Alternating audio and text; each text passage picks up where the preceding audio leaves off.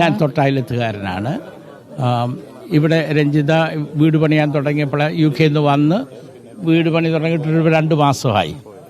എൻ്റെ കൊച്ചുമോൻ്റെ കൂടെയാണ് രഞ്ജിതയുടെ മോളും ഞാൻ ആ സ്കൂളിൽ അഡ്മിഷൻ വാങ്ങിച്ചു കൊടുത്തോണ്ട് OEM അവർ പഠിക്കുന്നത്. ഇന്നലെ വൈകിട്ട് ഞാൻ കണ്ടു.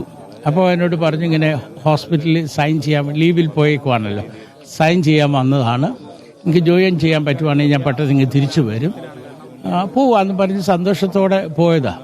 അപ്പോൾ ഇന്നലെ വൈകിട്ട് ചേച്ചി വീട്ടിൽ വന്നപ്പോൾ എന്നോട് പറഞ്ഞു ഇങ്ങനെ ട്രെയിനിലാണ് പോയത്, ഒരു കുടുംബം പുള്ളിയെ എയർപോർട്ടിൽ അവരുടെ കാറിൽ എയർപോർട്ടിൽ കൊണ്ടുവിട്ടു, നല്ല മനുഷ്യരായിരുന്നു, കൊണ്ടുവിട്ടു എന്നൊക്കെ വളരെ സന്തോഷത്തോടെ പറഞ്ഞതാണ്. പക്ഷേ ഇങ്ങനെ ഒരു വാർത്ത കേൾക്കുമെന്ന് ഞങ്ങൾ ആരും വിചാരിച്ചില്ല.